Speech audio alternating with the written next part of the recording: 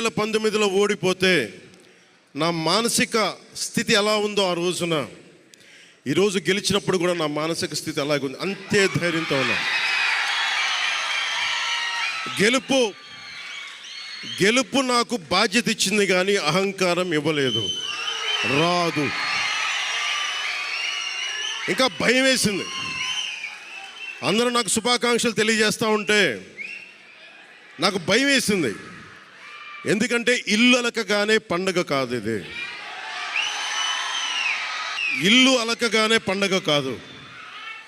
చాలా చాలా బాధ్యత కూడుకున్నది. భీమవరం, గాజువాక 2 చోట్ల ఓడిపోయినప్పుడు ఈ రోజున ఇంతమంది ఉన్నారు. ఆ రోజున నా పక్కన నన్ను నమ్ముకున్న కొద్దిమంది తప్ప. కానీ నాకు ఒకటే అనిపించింది,